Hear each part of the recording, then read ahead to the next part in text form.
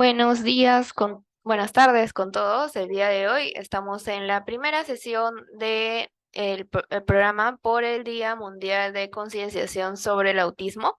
El día de hoy estamos con el tema de autismo, definición y casos clínicos, junto con la doctora Lindsay Multwap. Ella es médico egresada de la Universidad Nacional de Trujillo, cuenta con posgrado en psiquiatría de la Universidad Nacional Mayor de San Marcos, con sede hospitalaria de Víctor Larco Herrera, cuenta con una segunda especialidad en psiquiatría de niños y adolescentes, con sede en del Instituto Nacional de Salud Mental Honorio Delgado Hideyo Noguchi, con formación psicoterapéutica en terapia cognitivo-conductual, terapia humanista, análisis transaccional y diplomado. Formación en teoría del apego de la International Attachment Network de Reino Unido, miembro de la Asociación Psiquiátrica Infanto-Juvenil del Perú y actualmente laborando en UPIJ del Hospital Nacional Edgardo Rebagliati Martins de la Red Asistencial de la Rebagliati como médico psiquiatra de niños y adolescentes. Le damos la bienvenida a la doctora Lindsay y muchas gracias por participar el día de hoy. Bien, bueno, el tema que vamos a tocar hoy día a lo largo de este mes también, por haber, digamos, recordado un poco el Día de la Concientización Mundial del Autismo. En esta primera oportunidad o primera exposición del mes vamos a tocar el diagnóstico propiamente dicho. Más adelante se va a tener muchos más detalles en algunos temas sobre el manejo y demás. ¿Listo? Bueno, como les venía diciendo, el autismo para este tema o esta presentación va a ser nuestro objetivo, el diagnosticar precozmente. Entonces, ¿cuáles van a tener, qué ventajas se tiene con esto? Pues las ventajas son muchísimas. Acá estoy mencionando algunas muy importantes. Pues una vez realizado el diagnóstico, se va a tener un apoyo y una educación a la familia de manera constante. Se va a manejar un poco mejor el estrés familiar, puesto que el diagnóstico tardío atrae mucha culpa hacia la familia, a los cuidadores primarios, pues esto se va a ver mejor la familia se va a preparar mejor para esta situación con bastante tiempo. Se va a permitir también planificar los cuidados médicos del niño, cómo hay que llevarlo, a dónde hay que llevar. Y también nos va a permitir a nosotros los profesionales realizar un tratamiento y una planificación mejor, ¿ya? Entonces, rápidamente, algo que ustedes pueden buscar en la literatura está mencionándose por muchos, bueno, con motivo de la celebración de la concientización del autismo, se ha dado muchas ponencias de muchas partes del mundo, exposiciones brillantes. Yo solamente voy a recordar alguna definición exacta y la vamos a ir profundizando con los casos clínicos que les he traído. ¿Listo? Bueno, vamos a definir que el autismo es un trastorno neurobiológico del neurodesarrollo de causa multifactorial que se inicia generalmente antes de los 3 años, uh, afectando la comunicación verbal, no verbal, habilidades de sociabilización, y esto va a ir acompañado de movimientos repetitivos, intereses anormales o restringidos en temas u objetos. Eh, Estas alteraciones se pueden asociar o no a otros problemas neurológicos, de ahí que se menciona de que los trastornos del espectro autista no vienen solos, ¿no? Como pueden ver en esta imagen, vienen acompañados de muchos problemas de salud mental, muchos problemas, y generalmente eh, se enfoca uno en esos problemas, pero no se establece el diagnóstico de base o de fondo, que eso cambia un poco el manejo y la comprensión sobre todo del familiar o del propio, en este caso si lo detectamos tardíamente, del propio adolescente, como vamos a ir viendo. Bueno, el cuadro clínico, por tanto, tiene una gran variabilidad y se va a ir modificando a medida que va avanzando en la edad, ¿no? Se sabe que no tiene un carácter neurodegenerativo. No hay en la actualidad un tipo de diagnóstico que tenga que ver con algo muy específico como detectar marcadores biológicos específicos, ni existe hay un tratamiento específico, ¿no? O sea, me refiero a medicamentos farmacológicos o de ese tipo de índole, ¿no? Pero sí se están haciendo avances en los cuales hay algunos tipos de marcadores asociados, solo pueden revisar, eso está en pleno auge, seguramente ya en algunos años se tendrá más luces, pero hasta la fecha el diagnóstico es clínico, ¿no? Ahora, para esto necesitamos tener claro que el déficit en la reciprocidad social nos referimos a la conversación y la atención conjunta, como lo vamos a ver al final, en un pequeño videíto, se va a ver alterado de manera precoz o temprano, ¿no? En la primera infancia. Hay un déficit de conductas comunicativas del contacto visual, lenguaje corporal, gestos de la expresión facial, así como también el déficit y mantenimiento de las relaciones personales, ¿no? Como hacer amigos o tener un juego imaginativo, juego simbólico le llamamos. Y el lenguaje va a ir bastante peculiar acompañando a estos niños porque también van a ir teniendo rutinas o resistencias al cambio, ¿no? Va a haber intereses restringidos o de repente va a haber hiper o hiporeactividad siempre a estímulos sensoriales, ¿no? Ya sea táctil, visual, auditivo. Y estos van a ir manifestándose desde la etapa preescolar y lo que hace que vengan a consultar es que va a ir teniendo limitación en el funcionamiento del niño. ¿Ya? Bueno, el diagnóstico, para los que les gusta mucho este tema de cómo se ha ido dando, la definición, etcétera, hay una línea de tiempo desde el DSM-1 de 1952 hasta el DSM-5 hasta la actualidad y el CIE-10, ¿no? Los criterios diagnósticos están descritos en el DSM-5, donde se tienen que cumplir los tres criterios del A, alteraciones de la modificación e interacción social, y más dos o cuatro del criterio B, intereses o restringidos o comportamientos repetitivos. El CIE 11 exactamente ya engloba las mismas características y hace señalización las dificultades de la interacción propiamente dicha y de la comunicación social, así como los intereses restringidos. Nuevamente, ¿no? Ya se está estandarizando. Eh, Ahora, si nos quisiéramos apoyar de algunos test, desde hace muchos años hasta la fecha se está viendo una serie de, digamos, listado de síntomas donde se hace preguntas a los cuidadores primarios mediante algo así como una lista de chequeo y se va configurando las dificultades que se está presentando en el menor, ¿no?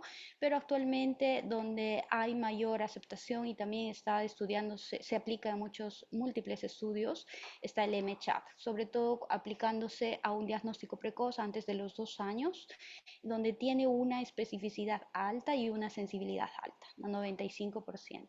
Bueno, y los demás son otros test que también tienen sus criterios en sensibilidad y especificidad.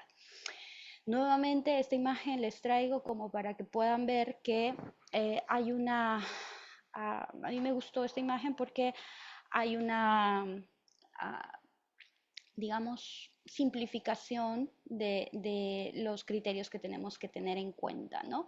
Por ejemplo, acá si vemos la imagen, acá tenemos al niño que hay que estar atentos a la mirada, donde vamos a buscar el contacto ocular, hay que ver si hay una dirección de la atención hacia la otra persona, si hay gestos también poco comunicativos a través de la conducta, como por ejemplo no señalar o no comprender, si hay intereses restringidos respecto a la atención excesiva, de repente algunas actividades u objetos, ¿no? De pronto su figura de apego es un osito como el que está acá y no lo suelta y cuando vez que se lo quitan llora, etcétera. Resistencia a cambios o a rutina o actividades, de pronto le llevas por un lado y un día decides ir por otro lado y hace una crisis. Obviamente un estímulo externo ha sido el cambio de ruta, entonces te hace un berrinche o genera un problema, ¿no? Familiar y ya empiezan a preguntarse, ¿pero por qué? Y cuando se hace la anamnesis se va viendo de que pues hay una resistencia al cambio. Ahora, Cuando se le llama parece no escuchar, ¿no? Y también puede haber una falta de respuesta a su nombre, al llamado de su nombre. No emite palabras o no hace ninguna palabra o incluso hace palabras inusuales, ¿no? Procesamiento sensorial, por ejemplo, busca constantemente estimulación, reacciones inusuales ante las luces, sonidos o texturas, ¿no? Como por ejemplo, no le gustan las etiquetas, no le gusta estar mojado, sucio, manchado, o de pronto se tapa los oídos cuando escucha bulla, gritos de los demás niños, etcétera. Y también puede haber imitación al juego imaginativo, por ejemplo, suele jugar solo o prefiere jugar solo y en el colegio la profesora o notan que se va aislando. Ahora, cuando nosotros hacemos el diagnóstico tenemos que tener esto bien claro, ¿no? Ya en el DSM-4 se hablaba de los trastornos generalizados del desarrollo, TGD, que englobaba todo este espectro del autismo, ahora llamado en el DSM-5, pero ahora se habla de trastornos del neurodesarrollo, que son varios: el aprendizaje, el déficit de atención, trastorno motor, trastorno de la comunicación, trastorno del desarrollo intelectual, y está el trastorno del espectro autista, ¿no? Donde están ahí los TGDs. Entonces, a ver, suele pasar, y eso, por eso traigo esta lámina, suele pasar de que a veces no se tienen todos los criterios completos o de repente no se han investigado, pues, puede ser por muchas cosas, digamos la carga horaria del profesional de salud o no tiene de repente suficientes datos o incluso el papá o la mamá o el cuidador que está llevando a la consulta al menor no tiene los datos necesarios para poder establecer un diagnóstico definitivo. Entonces, quedan con ese diagnóstico, se van a dar cuenta cuando lo colocan en las referencias, habitualmente al hospital Rebagliati, y que vienen muchos con estos diagnósticos presuntivos. Y suele pasar de que justamente la mamá estuvo trabajando, el papá estuvo trabajando y lo llevó la abuela, la tía, la amiga, etcétera. Entonces, no se tienen los datos, es por eso que de repente en las evaluaciones, ya se con el cuidador o con la mamá, ya se completan estos datos a través de la historia clínica y se puede determinar el diagnóstico de manera definitiva. Pero les comento que esto ya es parte del trastorno del espectro autista, por eso es importante tenerlo en cuenta. ¿Y por qué a veces ponen ese tipo de diagnóstico?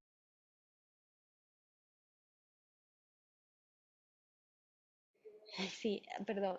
A veces también sucede de que el profesional prefiere no dar esta noticia, ¿no? Porque el impacto del duelo, que es la pérdida de la expectativa que tenía el padre con su hijo o su hija, es más,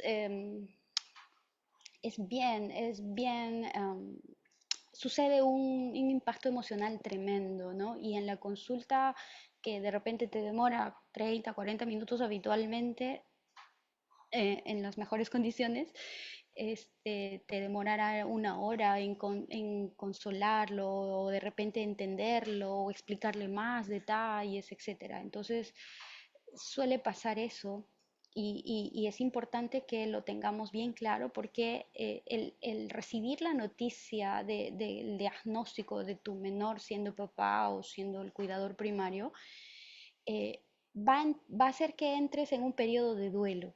Y definitivamente la etapa de negación luego del shock de recibir la noticia puede durar meses, ¿no? Hace unos días me pasaba de que la mamá estaba en negación, quería que se le levanten los diagnósticos, levanten o cambien el diagnóstico porque no podía aceptar de pronto de que la condición era esa, ¿no? Y es totalmente aceptable porque tiene que pasar ese periodo de duelo. Es más, muchos papás buscan muchos médicos, psiquiatras, neuropsiquiatras, especialistas, psicopedagogos, para que le definan el diagnóstico. Es más, traen análisis o exámenes de imagen muy, muy costosos y finalmente no concluyen nada esos exámenes, ¿no?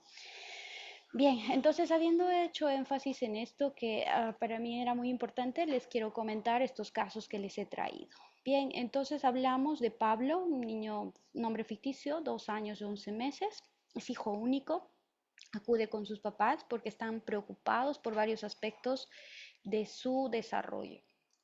El desarrollo de Pablo aparentemente hasta el año fue normal, se reía, miraba, gateaba a los 9 meses, había logrado un desarrollo adecuado normal, pero luego disminuyó el contacto visual. Ya no decía papá, ya no decía mamá, se mostraba más serio, hasta dejó de comer algunos alimentos, esto de la selectividad a la alimentación, ¿no? Hace aproximadamente medio año aleteaba cuando algo le gustaba mucho o cuando se emocionaba.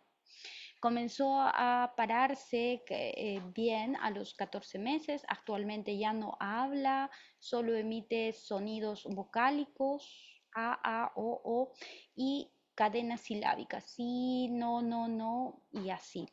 Comenzó no adquirió todavía el control de esfínteres, es cariñoso con sus familiares, no busca a otros niños para relacionarse con ellos en el jardín, no señala y cuando quiere algo va a buscar a sus papás y los agarra de la mano, ¿no? Del brazo, sí, como que para que les den lo que él quería. Em, Quería los alimentos que sean triturados, antes comía alimentos sólidos, ahora ya no. Eh, los padres empezaron a notar que no reaccionaba al dolor cuando se caía y se alteraba con los ruidos o lloros de otros niños.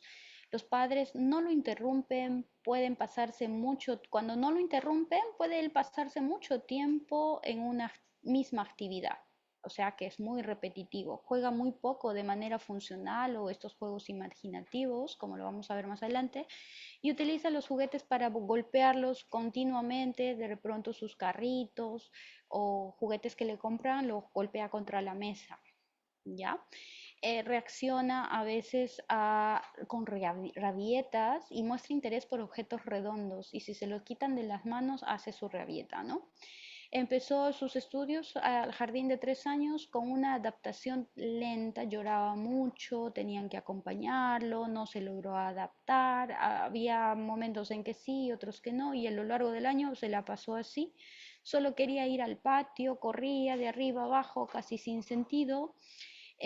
Para esto, el personal de salud, mediante una anamnesis, pues no encuentra ningún antecedente médico de relevancia. Padres comentan sí que hay un carácter especial en el abuelo que no ha sido diagnosticado. Eh, una prima de la madre explicaba que había presentado un retraso del lenguaje. Recuerda que comenzó a hablar bien después de los 5 años ya.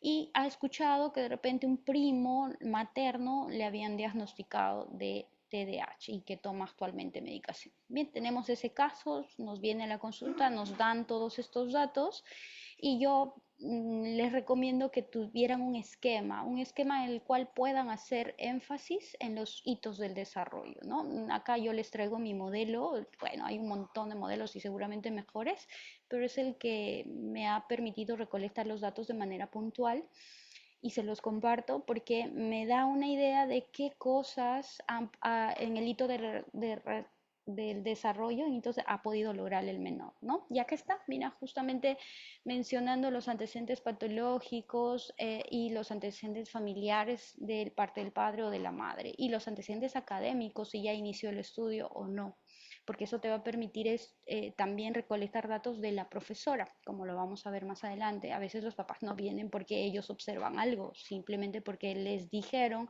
y en algunos casos hasta les obligaron a llevar al personal de salud para definir el diagnóstico, condicionando incluso su matrícula y su aprendizaje, etcétera. Entonces, hay algo que resalto acá y lo recolecto de manera pues así ya prácticamente automática, el uso de los dispositivos electrónicos, ¿no? Los niños, básicamente, desde los 4 o 6 meses ya los papás les están dando a esa niñera profesional que es el celular y suelen admitirlo. Y una vez que se detectan el diagnóstico, ya entienden que no es algo beneficioso para ellos porque no permitiría el entrenamiento de sus habilidades. Bueno, finalmente, tenemos acá una tabla donde menciona los hitos del desarrollo, ¿no? Los hitos del desarrollo de esto van a encontrar un montón. De hecho, Perú tiene los carnets de CRED que da el Ministerio de Salud, también en salud.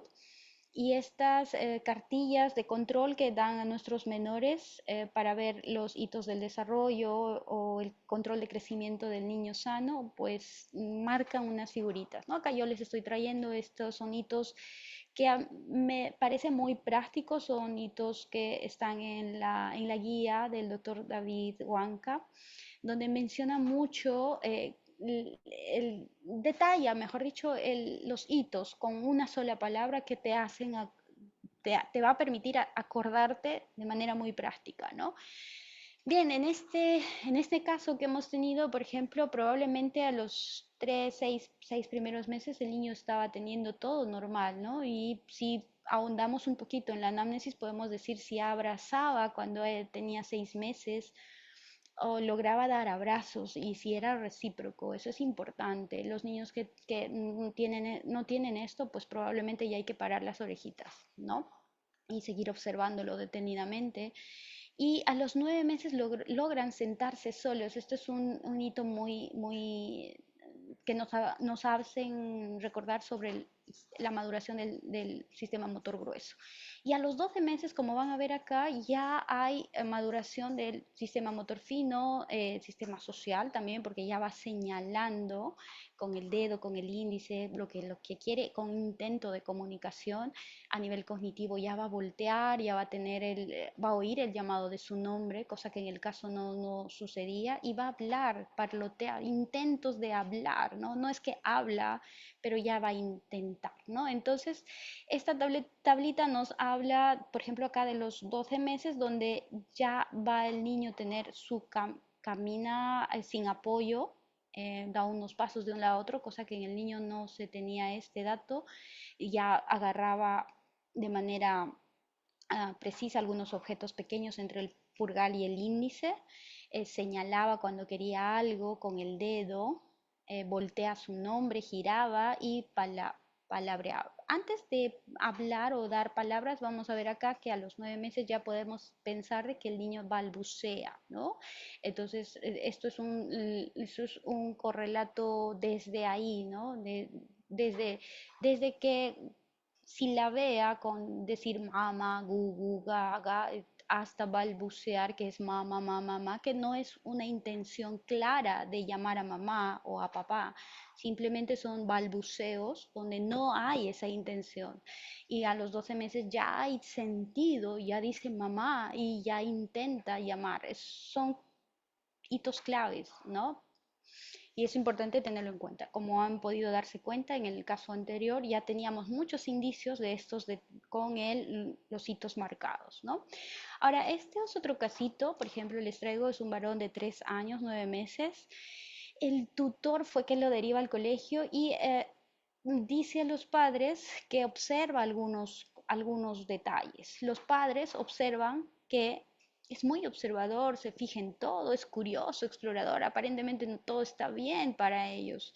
Es un motorcito, todo toca y es complicado ir de un sitio a otro con él porque se distrae, se entera de todo, corre, salta, se esconde, pero ellos resaltan de que sí, bueno, hace todo eso, pero es muy tímido, se esconde, no expresa afecto, no muestra entusiasmo, le gusta jugar solo con palos, piedras, o golpear, ¿no? Es muy brusco, es muy tosco, dicen, le fastidian, le molestan los niños o sea, de sus pares, prefiere estar con otros niños más grandes y le gusta ser rutinario, como ordenar sus juguetes, ir por el mismo lado, no cambia lo que aprende porque no logra adaptarse a la nueva rutina, siempre lo hace siempre de una misma manera, le gustan mucho los ruidos, no le asustan mucho los ruidos y requiere atención constante de la mamá, pero no obedece órdenes. Entonces da patadas, lanza objetos a su hermana.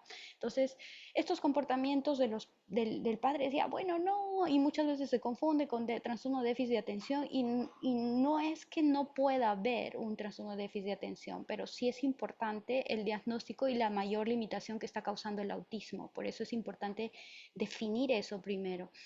Ahora, comportamientos observados. La tutora empieza a notar que en el curso no hablaba. no repetía ninguna frase y él hablaba en tercera persona. Digamos que se llame Juan y decía, Juan tiene hambre, Juan va a salir al patio, Juan quiere comer y cosas como ese tipo de frases, ¿no? Emisión de sonidos sin articular palabras. No se relaciona con el resto de los niños, no controlaba esfínteres, jugaba con sus heces, eh, tenía aparentemente una evolución positiva en el segundo trimestre con control de esfínteres, pero luego ya no. La relación física con sus iguales o con sus pares era muy brusca, no había reciprocidad emocional, jugaba con palos, alambres, piedras, no cambia de juego, se aparta de los demás, se mordía la lengua hasta hacerse sangre cuando se frustraba. Entonces, como podemos ver, a veces podrían darnos indicios de que fuera otro el diagnóstico, pero en realidad puede haber comorbilidad asociada. Recuerden que también los chicos por este tipo de conductas son muy castigados, muy golpeados o incluso sometidos y a sus cuidadores también, primarios o padres, y ejercen violencia. Y cuando hay violencia, más se complica la conducta. Entonces hay que tener en cuenta esto. ¿Ok? Otro caso, por ejemplo, un varón de 2 años y 2 meses acude a la consulta para una orientación terapéutica por observación de una serie de comportamientos poco normales observados por ambos progenitores y cuidadora. La primera consulta se produce antes de acudir a la guardería, ¿no? Los comportamientos eran como estos: poco interés por otros niños, le interesaba su aire, otros le interesaba su sombra, y es una variedad de intereses peculiares. Falta de contacto ocular, no mantenía la mirada, desarrollo de lenguaje estancado. Hasta los 18 meses hablaba solo palabras bisilábicas: mamá, teta, dame. No hace caso cuando se le llama por su nombre o parece no hacer caso. Había que insistirle varias veces también. Al ser preguntados en consulta, no señalaba con el objeto, no muestra ni comparte intereses. Para hacer peticiones utiliza el brazo, recuerden, el brazo de los mayores, juega solo, golpeando, chocando. Bien. ¿Y por qué les he traído casos de niños? Porque es más frecuente. Los niños tienen este tipo de conductas y es más observado y es más frecuente que lo traigan los padres, ¿no? Incluso referido por los profesores, como les decía. Pero a las niñas no. Las niñas es muy poco frecuente, pero sí a una edad de más tardías, los padres recién suelen entender algunas cosas y entender que hay algo que está pasando. Y a pesar de que los diagnósticos se están incrementando en las niñas también, solo que no es muy frecuente. Bien, entonces a los 13 años de edad acude una niña, a una adolescente acompañada de su mamá para orientación terapéutica por un cuadro de larga evolución de dificultades en las relaciones sociales y alteraciones conductuales. Entonces a veces las tildan a las niñas de tímidas, vergonzosas y por nuestra, digamos, cultura también, ¿no? Está bien que sea señorita, que se cuide, que no sea así, que no sea así, y toleran mucho de esto. Los comportamientos, según la mamá, menciona que desde el inicio de la escolarización, la interrelación con sus iguales, observaba que jugaba ella con su sombra. Obsesiones por temporadas, tenía intereses por ciertos libros, ciertos temas, otra temporada por relojes, uh, otros por aspiradoras. No comprendía las ironías, las bromas, los chistes en doble sentido, se molestaba y se frustraba rápido, no empleaba, o a veces ni hacía caso, no empleaba gestos ni comportamientos no verbales adecuados al contexto, ¿no? Era rígida, perfeccionista e inadaptada socialmente, ¿no? Se meten con ella decía, ¿no? Ahora más o menos vamos a ir comentando algunos casos. Acontecimientos relevantes, pues había sufrido hace 3 años la muerte de su padre y había tenido 3 cambios en el colegio.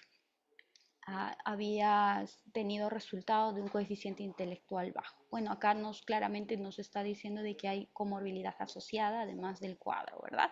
Pero a veces suelen venir y ya está siendo tratada la depresión, ya está siendo tratada, digamos, un tema de si hay aprendizaje o dificultades escolares, va siendo el soporte, pero no mejora la relación social y eso la deprime más. Entonces uno como profesional se tiene que preguntar qué más hay en este diagnóstico, qué más está acompañando esta depresión. O al revés, si lo ves como autismo, ya lo diagnosticas como tal, tienes que ver qué patología está acompañando a este cuadro, ¿no? Otro caso, y ya vamos acabando, pues hay un adolescente de 11 años que le cambiaron el colegio, en sexto de primaria siempre estaba en el mismo grupo de compañeras, ¿ya? Los primeros días estuvo conversando muy bien con ella.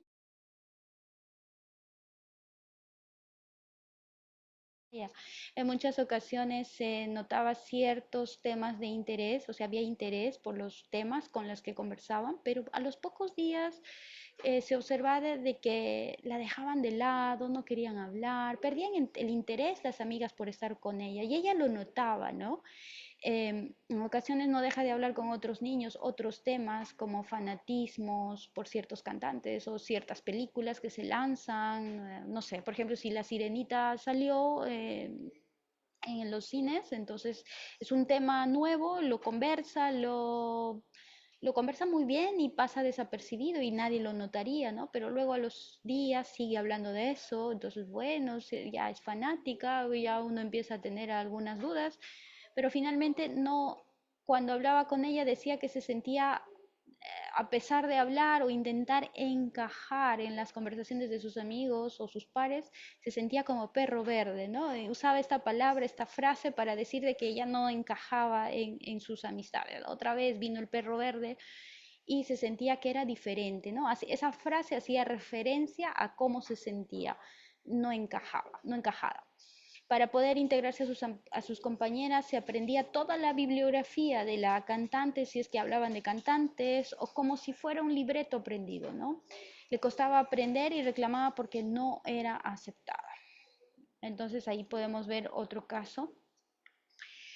Un varón de 6 años fue llevado por la madre porque notaba el retraso del lenguaje. Refiero a que el niño nació a término, sin complicaciones durante el embarazo ni el parto. Hay detalle de esto, sí es muy importante. A veces hay mamás que bueno, eso obedece a unas teorías psicoanalíticas que a veces lo consideran algunos y otros no, porque ellas lo toman como que no, pero hablan de que las mamás han estado en un estado bastante crítico de depresión, ansiedad durante el embarazo. Incluso se habla también de infecciones urinarias asociadas al embarazo y problemas o complicaciones al nacer, como haber recibido oxígeno o haya tenido un Apgar muy bajo. La madre informa que el niño se sentaba sin apoyo a los 6 meses de edad, normalmente gateaba a los 10 meses, caminaba sin apoyo a los 14 meses. Por ahí podría estar ya teniendo un retraso. No, actualmente a la consulta no decía ninguna palabra, está irritado, había sonidos fuertes como la ventiladora, ahora en verano por ejemplo, y cuando escuchaba la licuadora era peor. No interactuaba con otros niños de su misma edad ni con adultos. El niño también presenta importantes dificultades para comer, evitando alimentos más consistentes. Prefería que le dieran comida líquida, pastas, cremas y no mezclaba sus alimentos. Del arrocito con la arvejita no, solo comía de repente por separado o por orden. Bueno, no hay una especificidad ahí, pero tienen algo ahí con la comida, además de tener un sueño fragmentado. Entonces, la mamá por todos estos antecedentes acudió a varios especialistas, como les decía, probablemente hicieron que retrase el diagnóstico. Un momentito.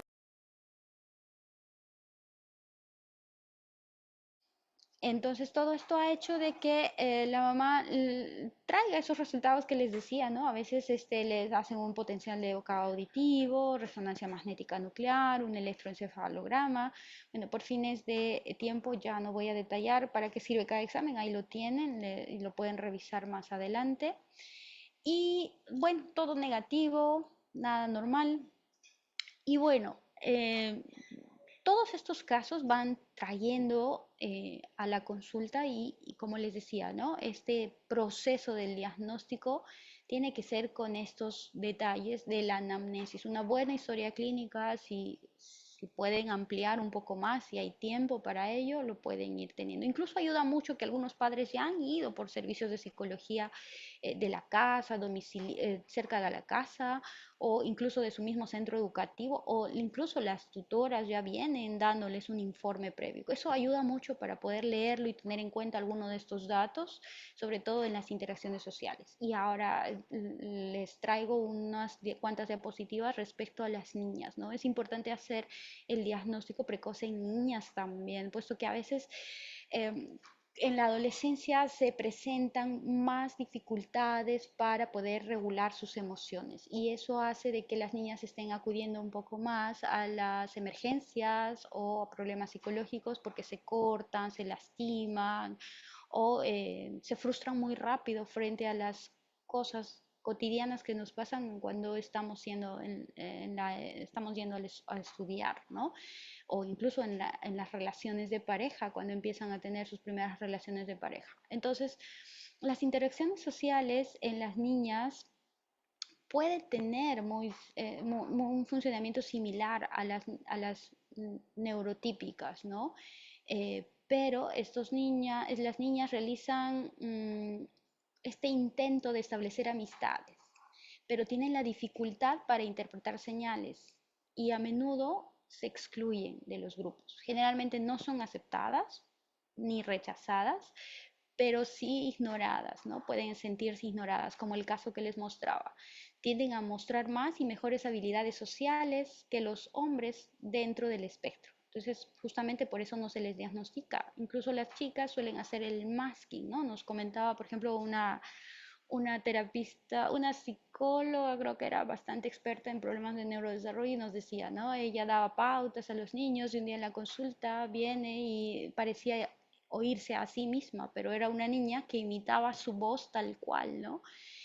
Suelen repetir mucho o imitar mucho a las personas que son evaluadas o entrevistadas con el fin de ser aceptadas y a sus compañeras también, obviamente, ¿no? Pueden imitar interacciones sociales, lo que les decía, pero enfrentar desafíos para comprender las sutilezas de las relaciones sociales no los toman en cuenta. Aparentemente son camaleónicas, ¿no? Pero a medida que avanza en la edad, en la adolescencia, ahí se presenta la mayor dificultad, ¿no? Tienen un perfil de habilidades sociales más homogéneo hasta la adolescencia, como les decía, y se vuelven las habilidades sociales más evidentes que tienen la dificultad, ¿no? Saben hacer amigos, saben cómo se hace un amigo, instauran breves conversaciones superficiales, suelen reaccionar mejor que los niños porque suelen respetar mejor las reglas del juego, ¿no? Ahora en la comunicación, los gestos, las expresiones, hacen un mayor uso de los gestos, las expresiones, mayor contacto visual. Recuerden que el contacto visual no solamente es eso de que te miro a los ojos y ya, sino que también tengo que establecer esa reciprocidad. Te miro, me miras, nos miramos. O tampoco es esto de mirar fijamente y ya. Sí hace contacto visual. No, lo que pasa es que tiene una mirada fija o intenta. Hay un niño, saben que no te miran a los ojos, te miran el rabillo de tus ojos y pareciera que te miran a los ojos, pero eso no, igual es escaso déficit de contacto o contacto visual, ¿no? Uso de términos para explicar estados internos que muestran desafíos, aunque demuestran desafíos emocionales, ¿no? Usan sus propias palabras, suelen tener capacidades lingüísticas superiores, mejores habilidades, son chicas muy hábiles, instruidas, de ahí que los diagnósticos en las mujeres suelen venir acompañados de trastorno de conducta alimentaria, por ejemplo, ¿no? Investigan, leen, saben mucha terminología, alimentos nuevos, etcétera. Tonos de voz suele estar alterado a veces muy alto o muy bajo también en ellas, o es más infantil, ¿no? Son niñas que a veces tú las hablas y no va acorde a su edad. Ah, no suelen mantener las relaciones sociales. Los intereses en ella pues son amplios, interiorizan generalmente sus emociones, suelen ser más perfeccionistas, suelen cometer más errores de perseverancia, complementar menos categorías que los niños. Bueno, sí, pues es su escasa flexibilidad. Bueno, acá como les decía, los trastornos asociados son TCA y trastornos emocionales, puede haber desregulación emocional. Bueno, con eso terminé. No sé si nos alcanza tiempo para ver un video de 7 minutos o prefieren pasar a las preguntas. Niño de 19 meses de edad no muestra signos de TEA.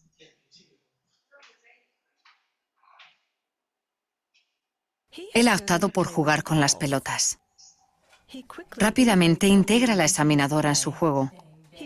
Imagina que las pelotas son alimentos y ofrece un bocado a la examinadora.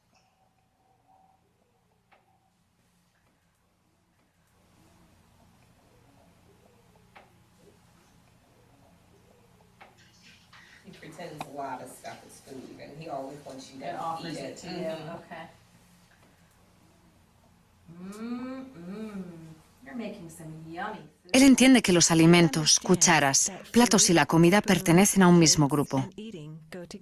Mientras crea una actividad de juego simbólico, sigue siendo consciente de las personas cercanas. Disfruta incorporando la interacción social en su juego y ofrece a la examinadora un bocado. El niño puede prestar atención a la vez a la mujer, a la muñeca y a la comida imaginaria. Comparte su entusiasmo sobre los juguetes con la examinadora al mirarla y sonreír. Después de los comentarios de la examinadora sobre que los alimentos están calientes, el niño sigue su juego y su idea.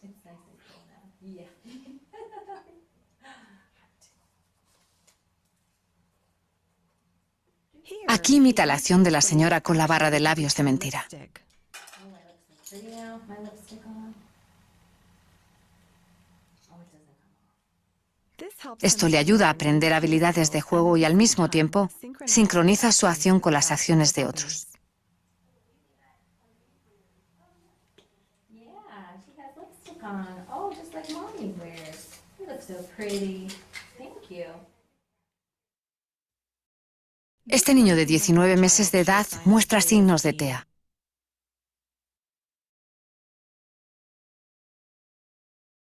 El niño muestra gran interés en el teléfono de juguete. No comparte su entusiasmo por el teléfono con los demás. No ofrece el teléfono a otros para que lo puedan usar. No mira ni sonríe a los demás. He really has this addiction to telephones lately, though. It's okay though, because it's helping him to make sounds. So there's probably like 10 telephones laying around my house because he walks around carrying them and sits them down, and then he goes on to the next one. Aunque pone el teléfono en su oreja, no muestra juego creativo con el teléfono. Cuando se le llama por su nombre, no responde. Elliot, Ellie, Ellie, Elliot. No ofrece el teléfono a otros para que lo puedan usar. He would turn to his hand, and progressively he's not.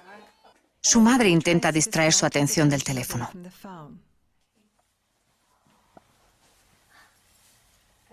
Let mommy see the phone. Let mommy see it. Let mommy see the phone. There you are. Ella empieza a hacerle cosquillas.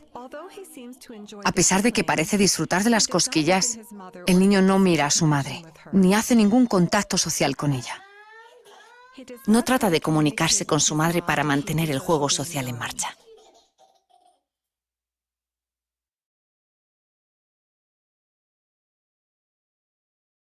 Este niño de 14 meses de edad presenta un retraso del desarrollo motor leve, pero sin signos claros de TEA. A medida que explora los nuevos juguetes, se mantiene al tanto de las personas cercanas. Comprueba que su madre, detrás de él, también ve el juguete. Después, muestra que ha entendido el significado del gesto comunicativo social de señalar de la examinadora echando un vistazo enseguida a la pegatina. Luego mira otra pegatina que ella había señalado antes. El niño continúa la comunicación señalando la pegatina de Tiger.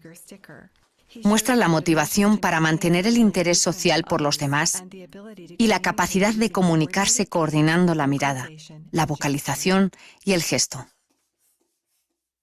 Este niño de 14 meses de edad muestra signos de TEA.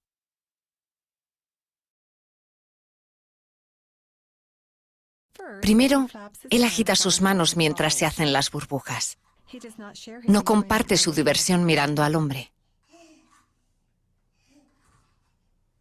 No responde a su nombre. Ben. Ben.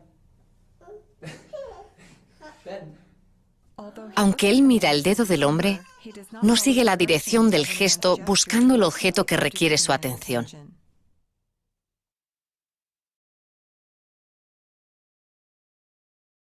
Esta niña de 14 meses de edad no muestra signos de TEA. Mientras ella disfruta mirando y explorando el juguete, contacta con las personas cercanas. Intenta compartir la diversión con su madre y se vuelve mostrándole el juguete. Luego comparte su diversión con la examinadora, que está frente a ella, dirigiéndole su mirada y sonriéndola. También reconoce que la examinadora es una fuente de ayuda. Su petición de ayuda es clara y efectiva.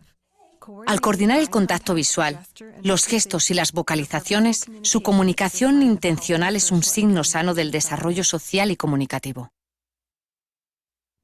Este niño de 14 meses de edad muestra signos de TEA.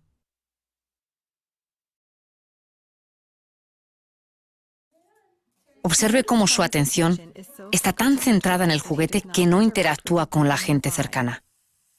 No comparte su atención con otros. Su exploración del juguete también es inadecuada. Deja caer el juguete sobre la mesa y observa su movimiento. Cuando el juguete deja de moverse, no usa el contacto visual, la vocalización ni los gestos para pedir ayuda. También muestra una tensión inusual en su cuerpo y en su boca. A pesar de que la examinadora está hablando con él, no muestra interés en ella. No parece entender su gesto como una oferta de ayuda. No consulta a la examinadora o a su madre para ver si están prestando atención al juguete con el que se está divirtiendo. TEA es un trastorno neuroevolutivo que afecta a múltiples aspectos del desarrollo, especialmente a las habilidades sociales y comunicativas. Los niños con TEA a menudo muestran un interés inusualmente intenso en ciertos objetos o en ciertas experiencias sensoriales. Pueden repetir algunos comportamientos una y otra vez. Estos signos no son transitorios, sino que persisten en el tiempo. Los primeros signos de TEA a menudo son sutiles y se hacen más claros en el segundo y tercer año de vida. Un diagnóstico de TEA debe ser realizado por uno o varios expertos después de realizar una historia del desarrollo que evalúe directamente las capacidades de desarrollo del niño junto con un examen médico adecuado. Tenemos una pregunta de Tania Olano. ¿Cómo reconocer tempranamente los signos de autismo en un menor de 1 año? Como les comentaba, en las diapositivas hay una que marcaba muy bien los hitos del desarrollo, mencionaba, ¿no? De repente esta parte ampliarla mucho cuando ustedes tengan que revisar algunos detalles propios de cada hito, pero les he traído algo muy práctico. A los 3, 6, 9, 12 meses ir verificando esto, ¿no? Incluso se habla de que se puede diagnosticar en chicos de 1 año y 8 meses ya el diagnóstico de manera definitiva, si es que ya hay muchos indicios que nos hablan de que los hitos del desarrollo no están de acorde a la edad o han perdido algunas habilidades que estaban avanzando normalmente, ¿no? Habitualmente esto de no mirar, no sonreír, no abrazar, no sentarse, no tener esa intención de comunicación, esa reciprocidad, esa atención conjunta, como han visto en el video, también se presenta en estos niños, ¿no? La sonrisa social que aparece a los 4 meses, no hay. Entonces, se puede diagnosticar de esa forma. Gracias, doctora, por la respuesta. Tenemos otras preguntas más de Vivianey.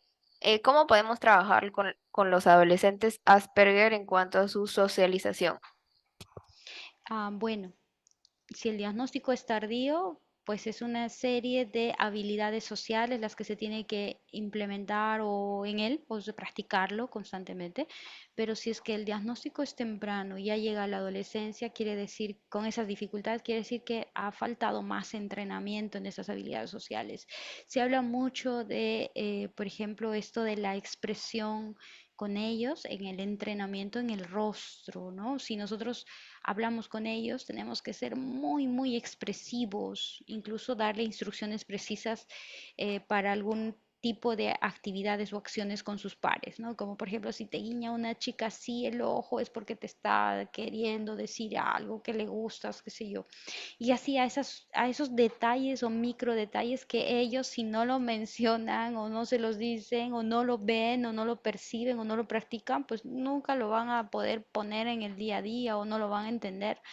Y es que nosotros ya nacemos con esa naturalidad, particularmente yo les digo, ¿no? En el consultorio a los papitos, ¿no? Si yo te digo así, ¿qué te estoy diciendo, no?